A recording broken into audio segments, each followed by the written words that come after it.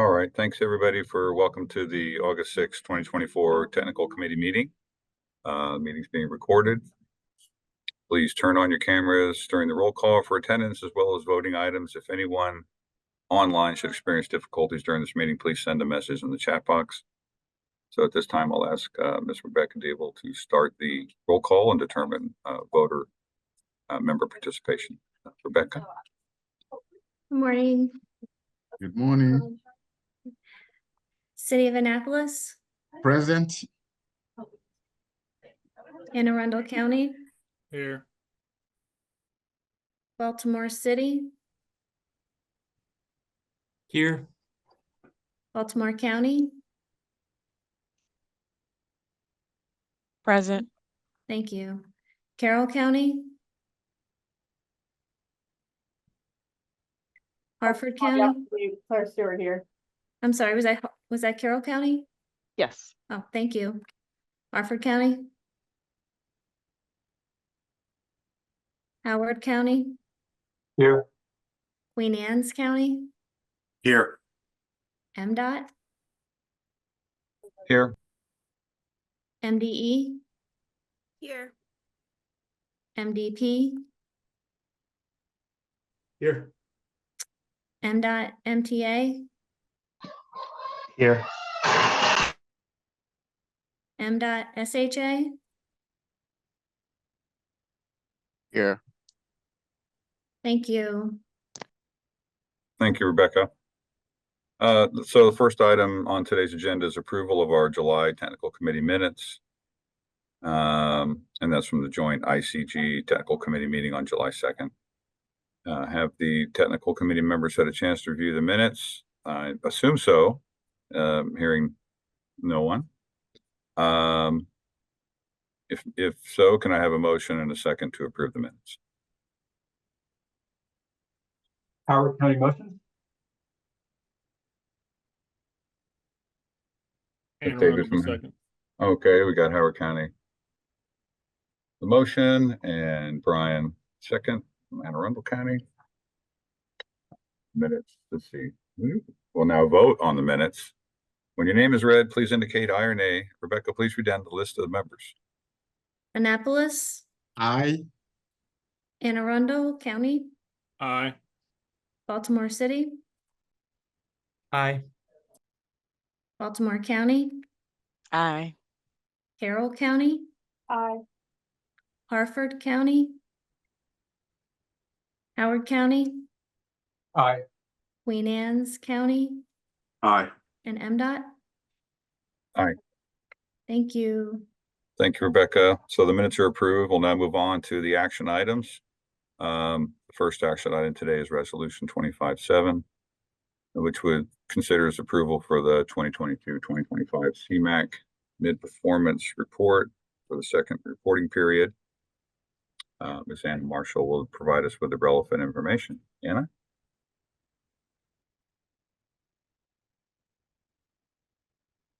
Hi, thank you. Good morning, everybody. My name is Anna Marshall. I'm an environmental planner here at BMC, and I'll be going over Resolution 25-7, which is to approve the CMAQ second performance period mid-performance report.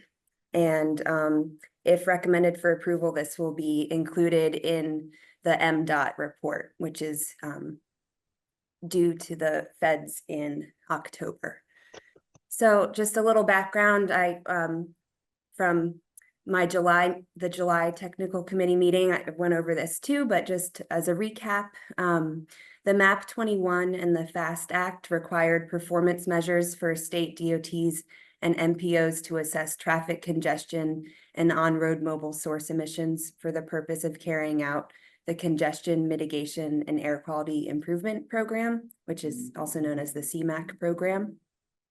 And the program looks at 3 different measures. We have the PHEAD measure, which is peak hour excessive delay per capita, the non-SOV travel measure, which is the % of non-single occupancy vehicle travel, and then the emission reduction measure, which looks at the 2 and 4 year total emission reductions for each applicable criteria, pollutant, and precursor.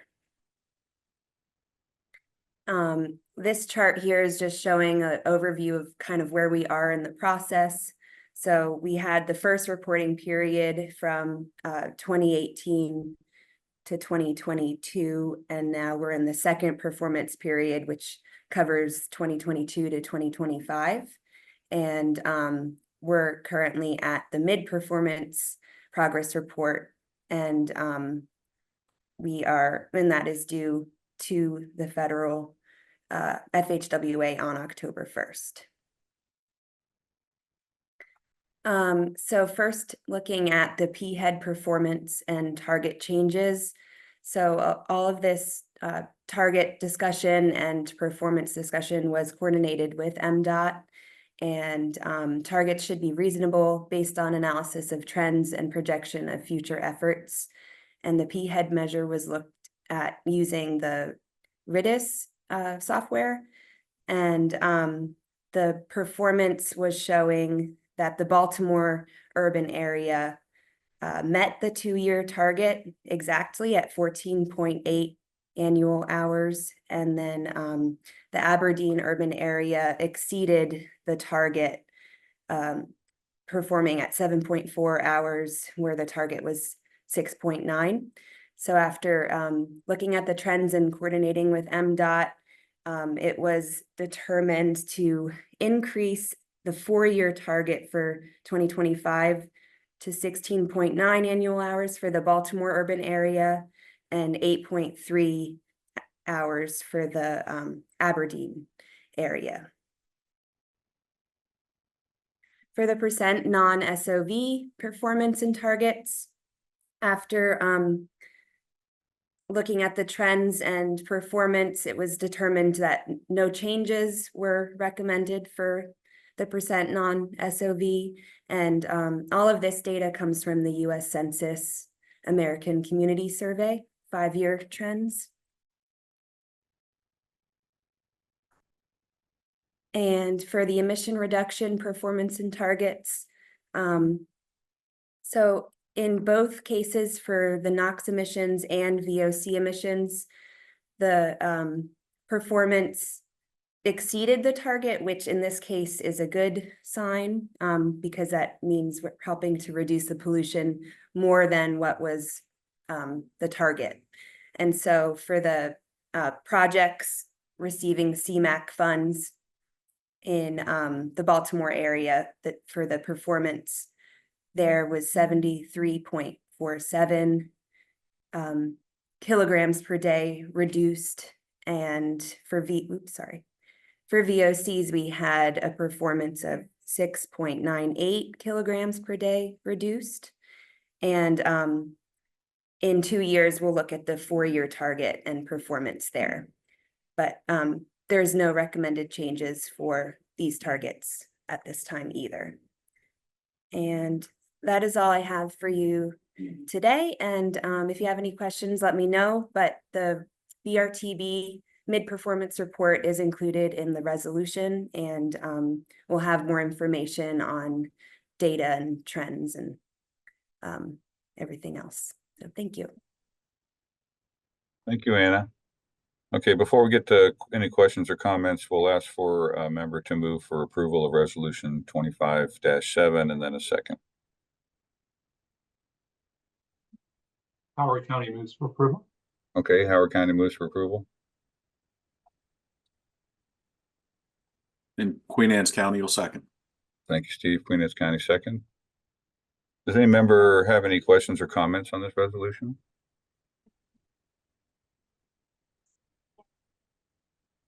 Okay, we'll now ask if any members of the public have any questions or comments on the resolution. If so, please indicate you would like to comment in the chat box.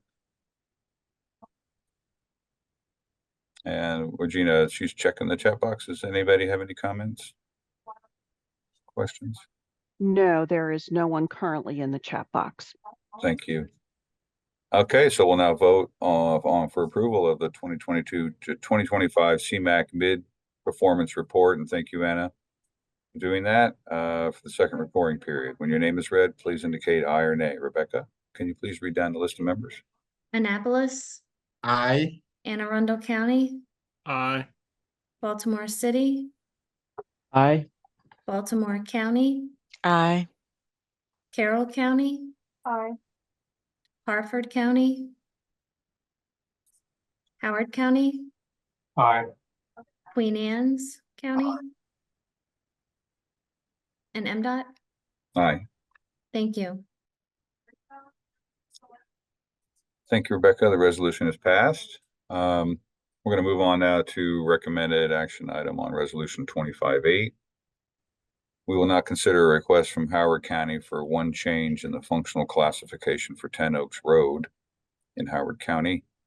MDOT SHA will present this request, and I'll ask Mr. Darren Bean to introduce the resolution. Darren? Good morning, I'm Darren Bean from State Highways, Regional Intermodal Planning Division.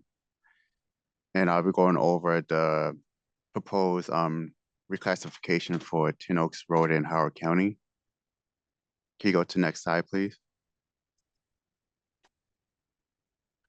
So currently, the portion that State Highway is proposing to reclassify of 10 Oaks Road is from Triadelphia Road to Brighton Dam Road, which is currently local, and we are looking to reclassify that to a major collector.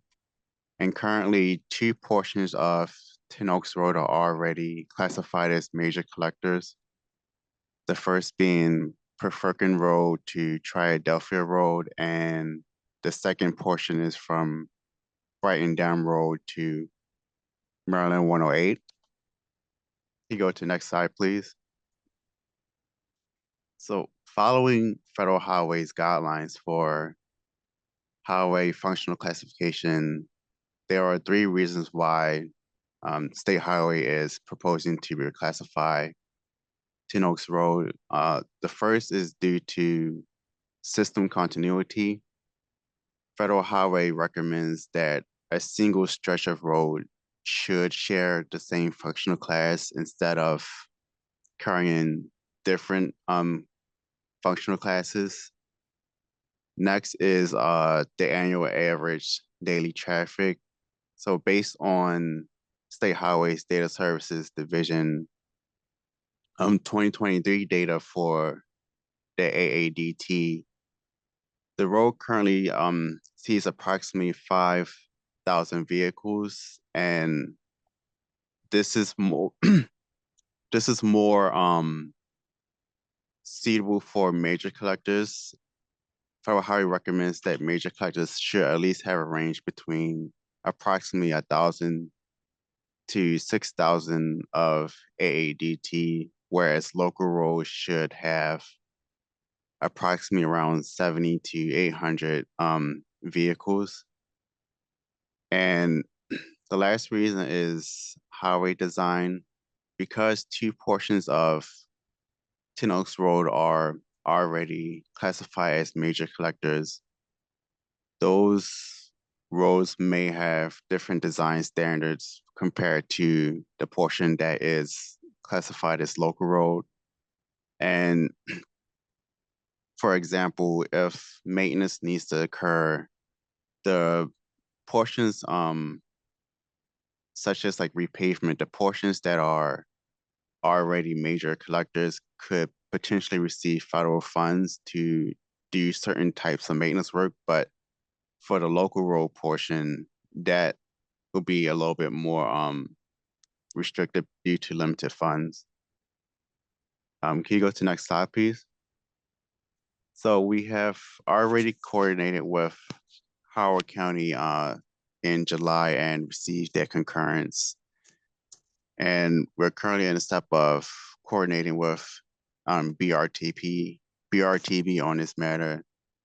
And once we finish coordinating with BRTB, then the next step would be to send the request for Federal Highways concurrence. And once Federal Highway does their review, then data services divisions can update the roadway database for our functional class systems.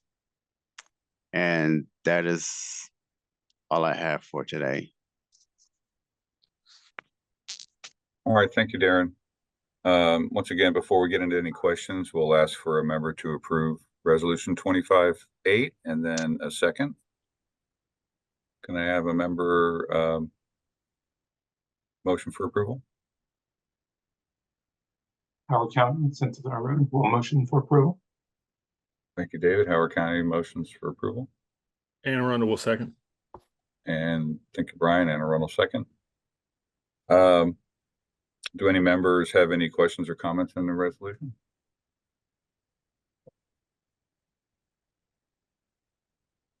Okay. I don't, just a comment. Seems like a logical recommendation. And we'll now ask for any members of the public if they have any questions or comments. Is there anybody in the chat box, Regina? Dan, I see no comments in the chat box. All right, thank you. So we'll now vote on approval to request for the request of Howard County for one change to a functional classification for 10 Oaks Road. MDOT/SHA presented the request, and when your name is read, please indicate aye or nay. Rebecca? Annapolis, Aye. Anne Arundel County, Aye. Baltimore City, Aye. Baltimore County, Aye.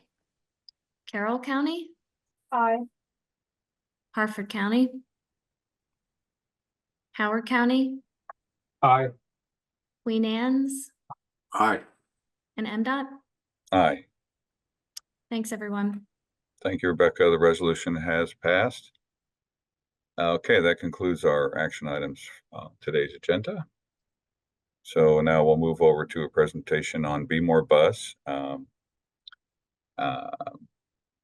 Elizabeth Gordon is here from Maryland Transit Administration. Is going to provide information on a new transit plan for the Baltimore region that will develop recommendations and improvements to bus service types, frequency, and destinations over the next 5 to 10 years. Take it away, Liz. Sure. Good morning. Thanks for having me. I'm going to talk just a little bit about our Be More Bus short-range transit plan. And there should be plenty of time for questions, but also feel free if you have questions as we go along. Okay, next slide.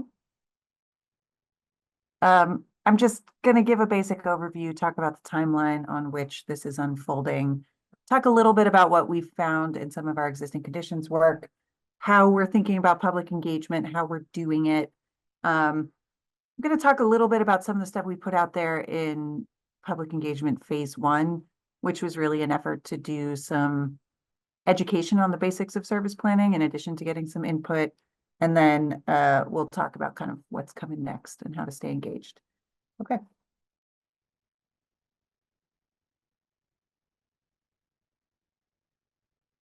So the way that we do our service planning at MTA, I am assuming that you all remember when we did our pretty large network redesign, Baltimore Link.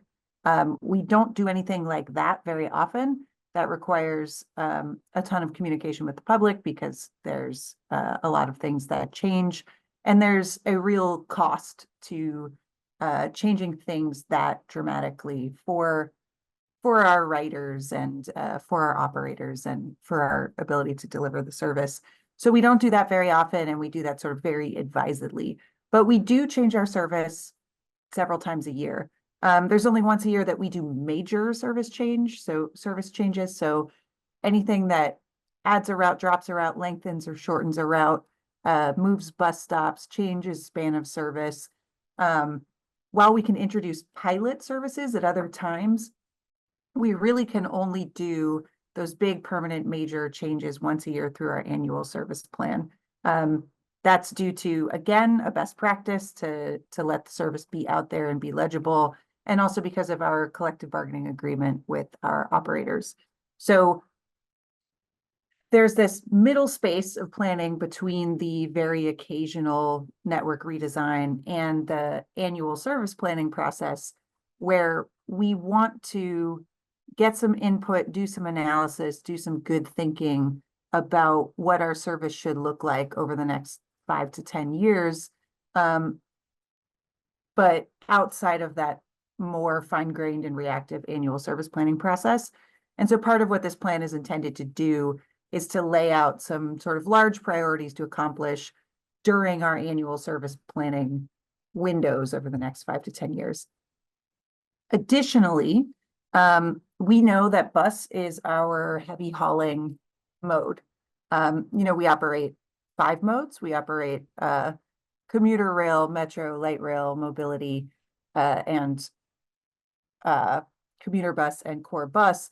And of all of those, core bus really does the bulk of our 53 million trips per year. It does something like 45 to 47 million of them. So it really is an important mode, carries a lot of people, must function well, must improve, right?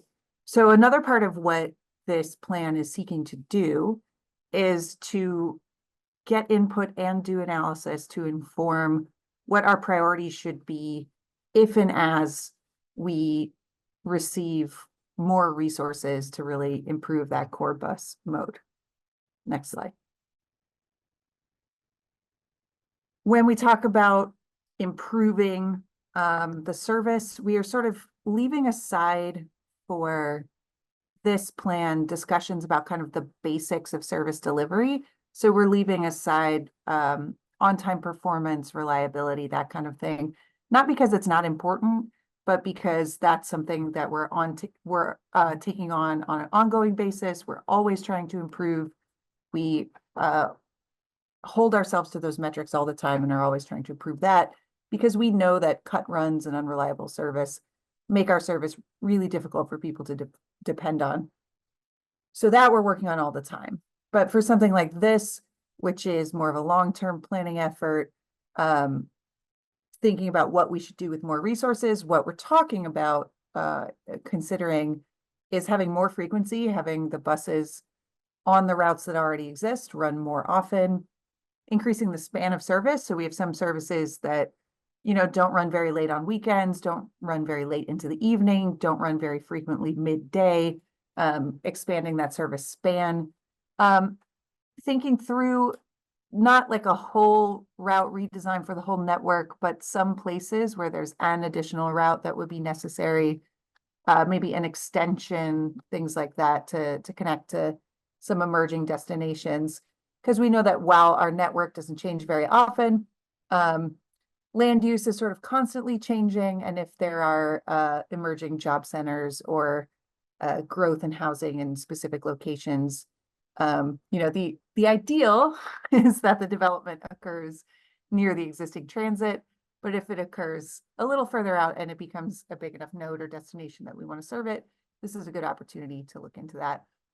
And then we also know that for some really heavily used routes and corridors, it may be worthwhile to add in or layer in a limited stop service for people that are going a longer distance so that they can move faster.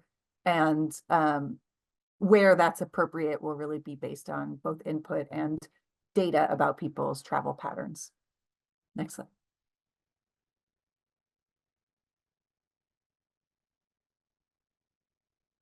What we have already done is, as I said, some of that existing conditions analysis, we've already launched to the public in the spring, and we've collected feedback on those priorities. I'll get into a little more detail about the outreach that we did, but we did our sort of general social media and media push, our general online survey, but we augmented that with a lot of outreach on our system at our stops and through our various advisory committees, because we were really trying to reach riders, potential riders, operators, people very directly affected.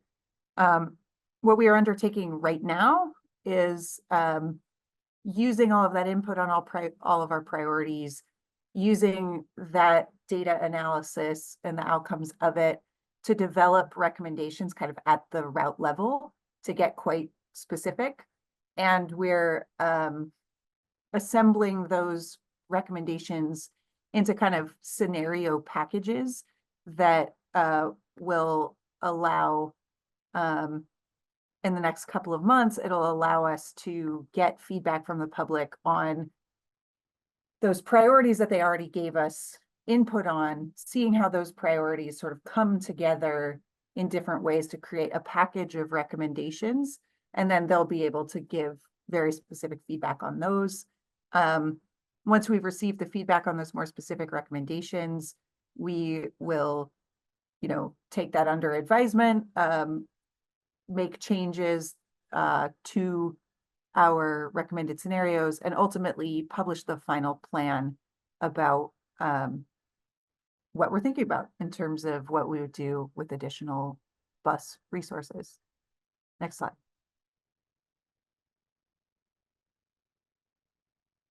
Some sort of interesting outputs from the existing conditions analysis, and these are available on the Be More Bus website, is just looking at our existing service geographically, looking at where people are really coming from and going to, and then looking where our frequency is concentrated versus where the routes are less frequent.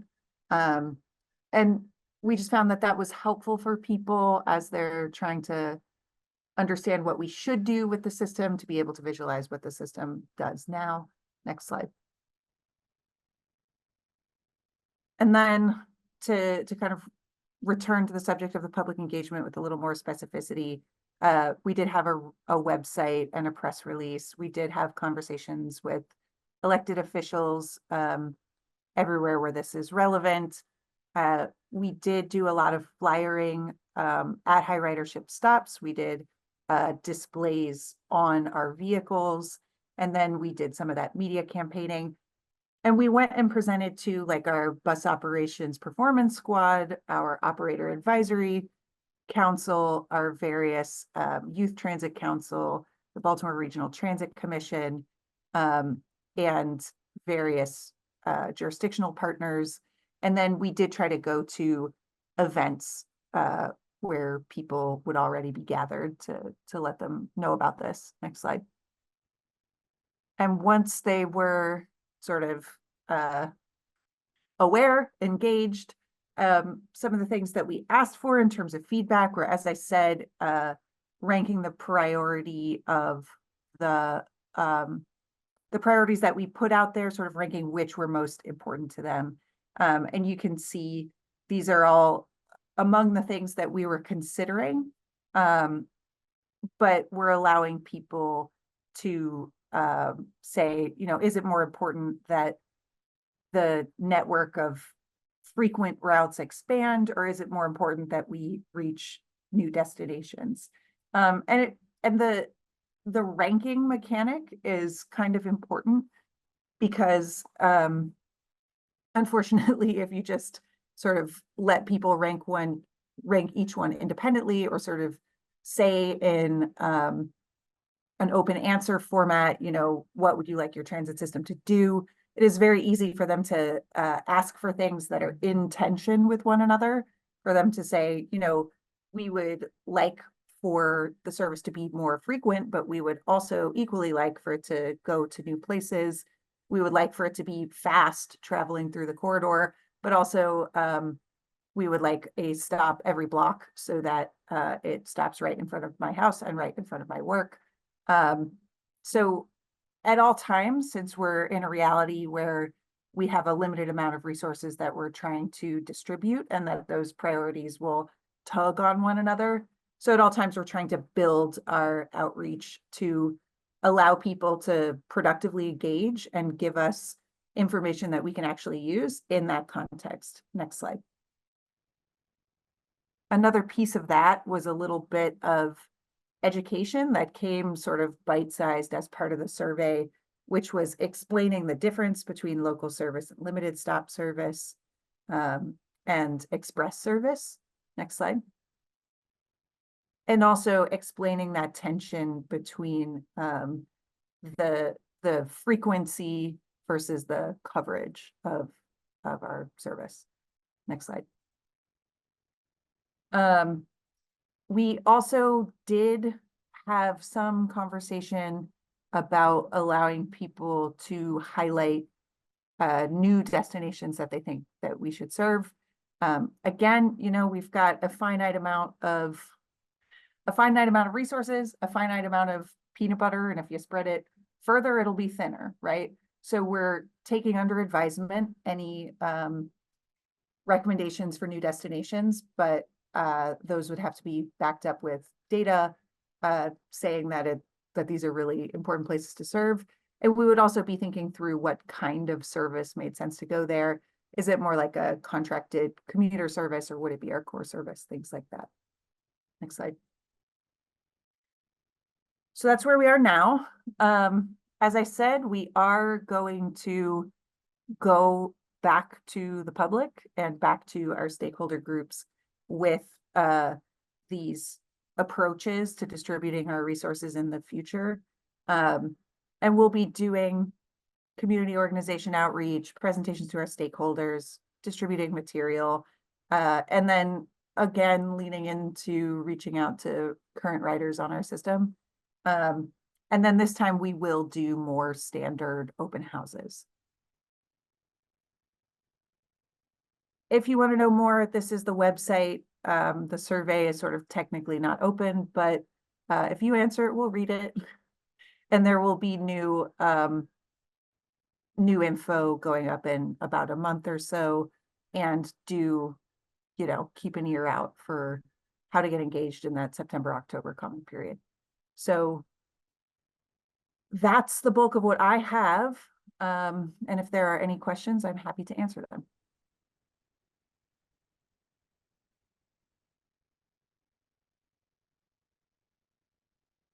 Thank you, Liz. Well, I really appreciate that. Members, are there any questions for Liz?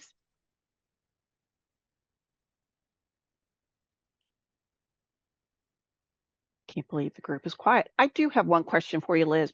Almost at the very beginning, you were talking about the plan basics, and you make some changes one time a year.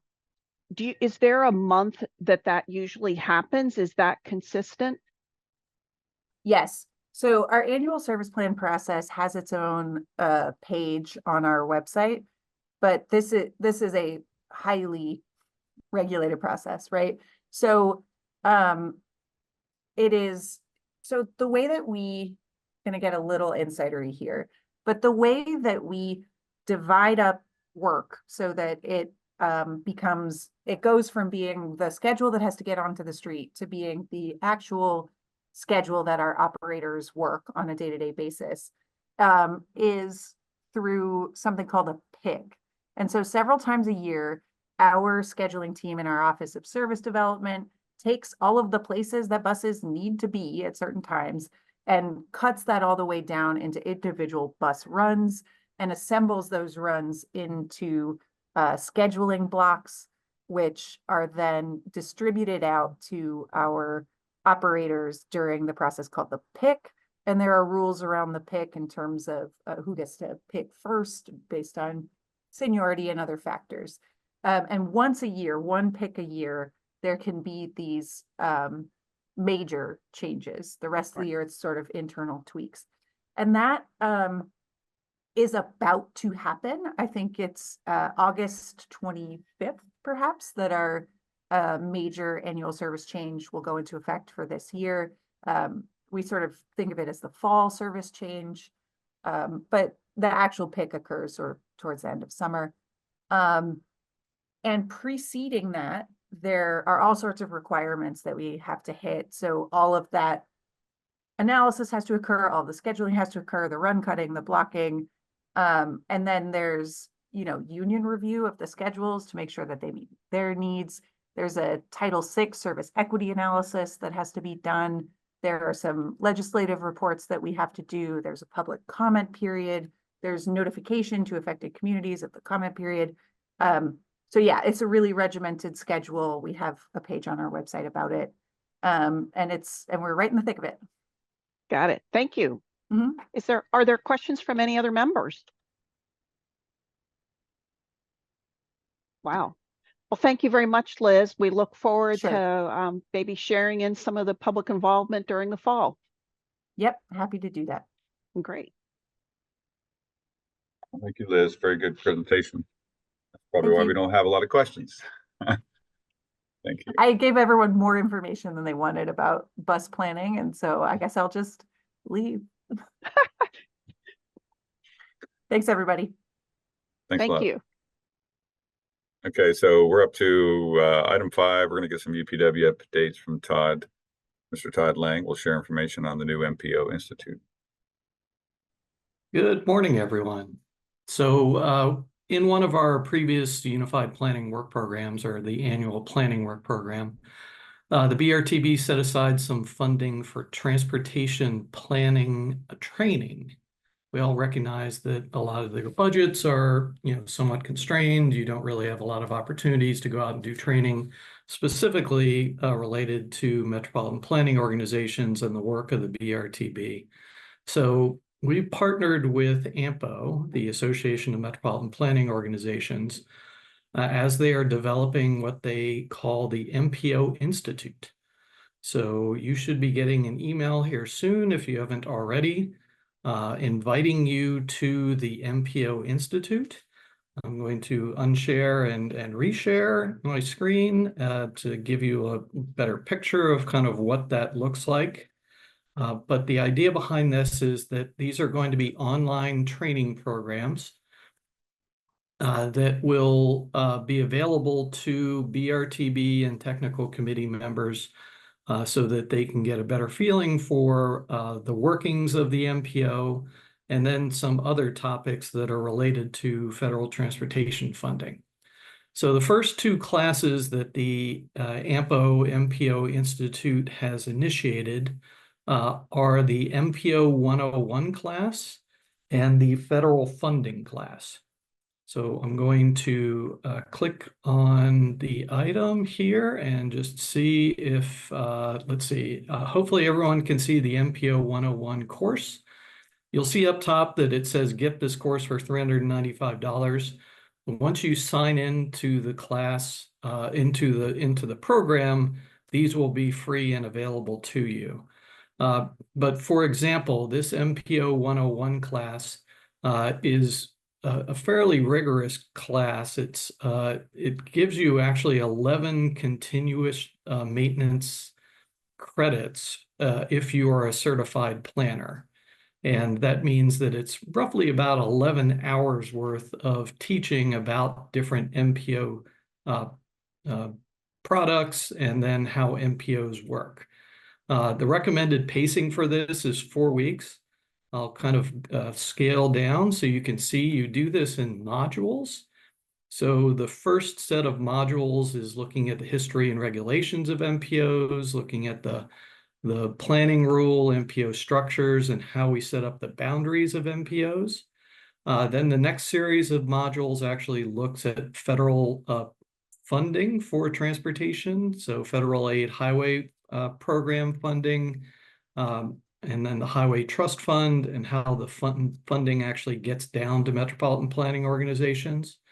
Series of modules 11 through 15 look at our products, which are the long-range plan, the TIP, UPWP, the performance-based planning, which is those target setting processes that you just went through for congestion management, the congestion management process, and then looking at Title VI EJ and some of our other Title VI documents. And then some final courses just on other topics, such as data and technology, housing and land use, and equity programs. Ultimately, you would take all of these courses, then you would qualify for those 11 continuous maintenance credits if you are looking for a part of the AICP program at APA. I'm going to go back. Hopefully the program will go with me. And it looks like it has. And then I'll quickly go through the federal funding program. So again, this is another longer program. You can just pick whichever one of the modules you would like to actually just go through. If it's interesting for you, again, the recommended pacing to do this is a 3-week period with several hours, per week, that type of thing. But this goes through the budgeting and appropriation process, how we get through transportation bills, contracting authority, the highway trust fund.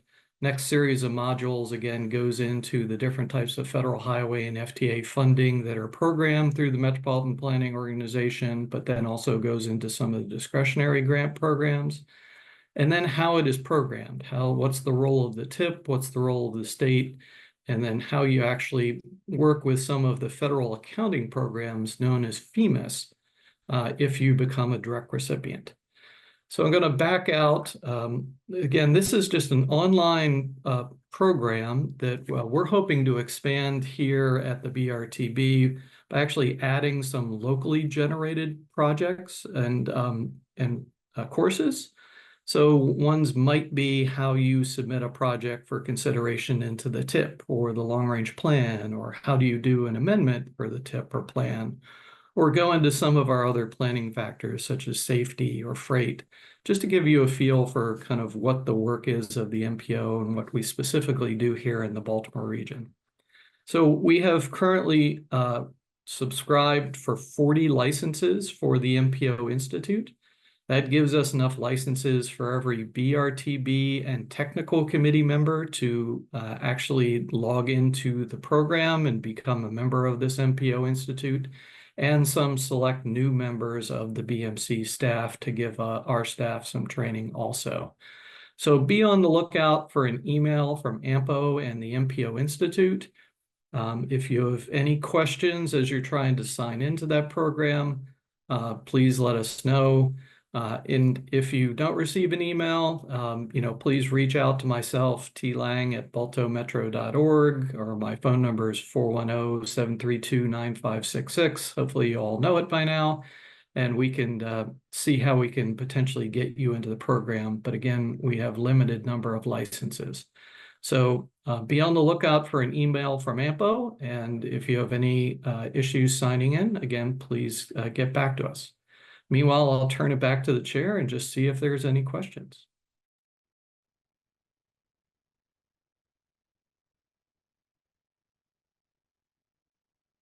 I guess not, Todd. Thank you very much. Thank Looking you. forward to getting that, and looking forward to some good participation. All right, so let's see here. We're hearing no other business. The next technical committee meeting will be on, we're going to go into a closed session a little bit though. The next technical committee meeting will be on Tuesday, September 3rd. It's a virtual meeting. Does anybody have any other business they'd like to bring before the technical committee? No, sir. Hearing none. We'll ask for a motion and a second to close this business portion of the meeting.